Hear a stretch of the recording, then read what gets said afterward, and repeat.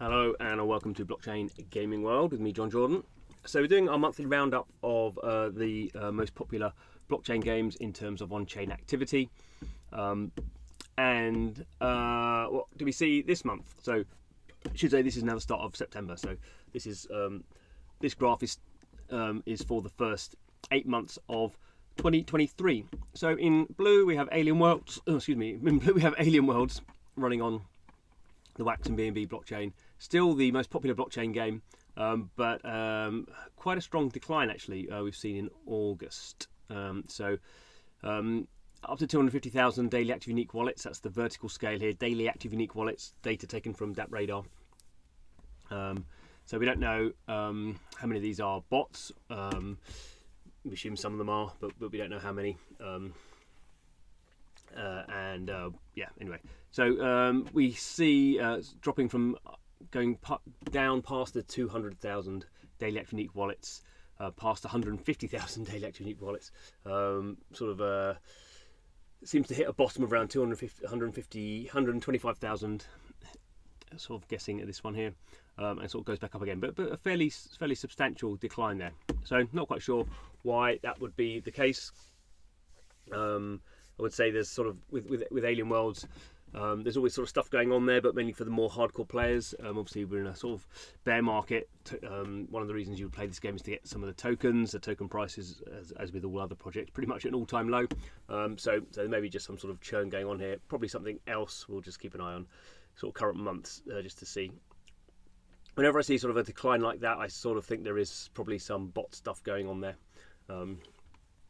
But we will just have to wait and see what happens. Splinterlands in red again. So a pretty strong downward trend in the first quarter, the first 3 months of the year, from 200,000 down to well now under 100,000, probably under 50,000 some days. Getting spikes, but sort of this big sort of day spike here doesn't really change the pattern in terms of where the average trend still going down. In August, in late July and August, you can see under 50,000 daily active unique wallets there. So again, I would say this is sort of part of these products. These games have been out for a while now. We're not in a bull market, so you're not getting a lot of new players coming into these games.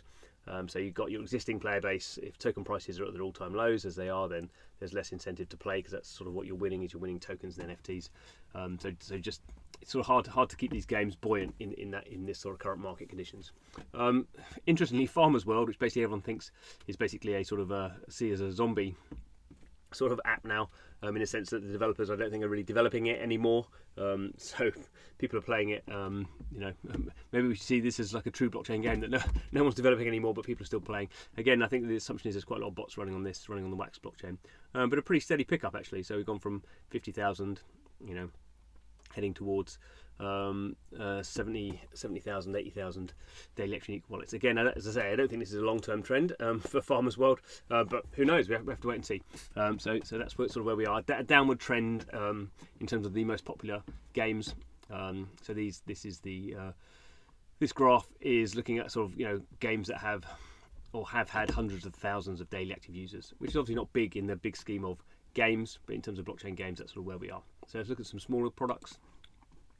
So these are ones we've often looked at in the past. So the graph here is the vertical scale is up to 40,000. So these are games with tens of thousands of daily active unique wallets. So a bit more positive stuff going on here, although obviously at a smaller scale. So we have Upland in blue. That's pretty much sort of as we were at the start of the year. So sort of 20,000. Not a lot of change going on there. Not going. I mean, occasional days that are higher than others, but basically is where it is. Interestingly, Nine Chronicles. So this is actually a PC game, sort of an idle RPG from a South Korean company called Planetarium. Sort of gets a sort of nice boost up to sort of 25,000, comes right down again, and then is actually been quite strong over the last sort of few months. So actually now broken 30,000. So this is a game. It's sort of interesting. It's a bit of a pain to play at the moment. You have to go into Discord and get a key, and you have to create an email account, and it's all sort of, you can only have one sort of key to one email account, and if you lose your key, it all becomes a bit of a mess. But anyway, that's just probably my problems. I think it would be better as a mobile game. I don't know if when they're bringing it onto mobile at the moment, it's still a PC game, but you know, you can see here they're working hard at it, and you know, they're seeing some growth here. So from 10,000, they've sort of tripled their daily audience, which is a good performance. Although obviously they were at one point at 25,000 anyway. So, but it's interesting that this, that's on the up. A very strong performance from this in green. So this is called Untitled Platformer. That is actually that's the name of the game, Untitled Platformer. It is a browser-based game, a mobile version, and a PC version as well, I believe. And this is as you would understand it, is just a sort of fairly simple sort of 2D platforming game, sort of very retro style, running on the Scale network. So the Scale network is a Ethereum L2. Not really been a lot of games on that one. It's been around for a couple of years, maybe even 3 years. So this is like the first sort of game that's launched on it and got any traction. You know, how long this will last for, who knows? I've played it a little bit. I think it's a game that I think that is picks up audience for a certain amount of novelty. You can just sort of jump in and play the game. So we can see, interesting, gone from like literally 0 to 30,000 players in the space of 6 weeks. I guess the question would be here, what content is coming down the line to sustain this audience or build it further. So I think, we've seen any game has the potential, to do tens of thousands of daily players. We tend to see blockchain games that there is a big, or there can be a big launch phase, particularly if they're giving stuff away. And the problem generally is sustaining that audience. Getting the audience is not easy, but can be easier than sustaining it. Anyway, we'll keep an eye on that one. And then Axie Infinity, slight increase as well. So it's been under 10,000 in sort of July. Went up to 20,000, come back down again, but it's now still about 15,000, which is it's pretty much as high as it's been this year. So again, compared to when it had 300,000 on-chain wallets in the glory days in 2022, pretty small beer, but interesting that basically with the exception of Upland, all these sort of 3 games are seeing growth at the moment, which I wouldn't make any big significance from that. They are their own product, sort of finding an audience. We'll see if they sustain it. But maybe if you're looking for green shoots, then maybe that could be something of a green shoots for the blockchain game sector. Final graph are games we're not really games, but products I've not looked at before, but sort of interesting to see. So in blue we have Sweatcoin, and in red we have Superwalk. So these are both what we call sort of moved or what is called move to earn games. So there's quite a lot of them out there. Couldn't find data for most of them. There's games like Walken, and I guess back in the day we had Steppen, which is a more sort of running based game that required an NFT. These ones are easier to use. You don't need NFTs. These are just mobile apps, and they're basically tracking your daily steps. GenoPets has a sort of similar, more off-chain version of that. But with these ones, they basically track your daily steps, and you can claim some assets. So in terms of Sweatcoin is sort of slightly complicated, and I think there's a Sweatcoin and a sort of Sweat, which is a crypto, and another Sweatcoin which isn't a crypto.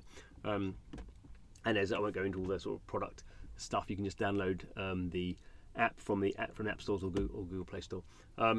But you can basically track your steps. You get these tokens. You can sort of use those tokens to get sort of discounts on things. You can give them away to charity. And in terms of the crypto ones, you can, as a game, you can now play like a rhythm action sort of game, vaguely themed around running, but basically a sort of more a music game. And also you can sort of stake them into a sort of staking mechanic. So sort of very easy to get into. They are crypto products, but you're not setting up a wallet or anything. It's all custodial. Looking at this graph here, the vertical scale, we're back up to the hundreds of thousands. So we're getting some peaks here with some of these apps in terms of this is on-chain activity. So it's not steady.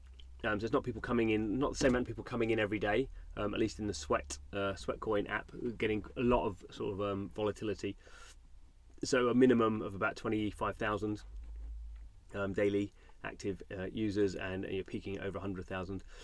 I'm guessing, even though I'm using the app, I don't really know why people would be using it specifically for certain days, but maybe that's people sort of staking their tokens and unstaking them, but although the minimum unstaking is 3 months, so that could be a 3-month people unstaking, I suppose. I don't know. But that's that one. And then Superwalk is a running on the Clayton blockchain, which is a South Korean blockchain, and here you see a much more steady sort of usage model that we'd expect, I guess, to see if people just use this every day. They sort of, you know, walk around, get their step count up, and then claim whatever they're claiming.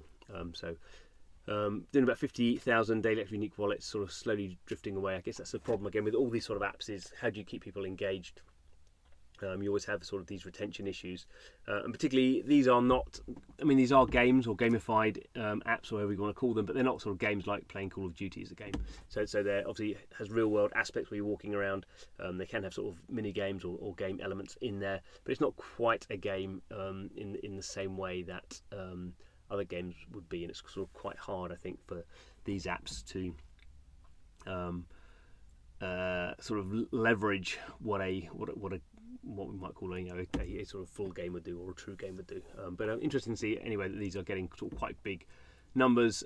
This is 50,000, 20,000, 50,000, which is sort of as big as, it's bigger than all these games that we were. And these are all sort of more proper sort of traditional games, albeit running with elements on the blockchain. So that's what's going on at the moment. So some of the older products look like they are struggling to retain. There's new stuff being launched all the time. This is only a small snapshot of what's out there.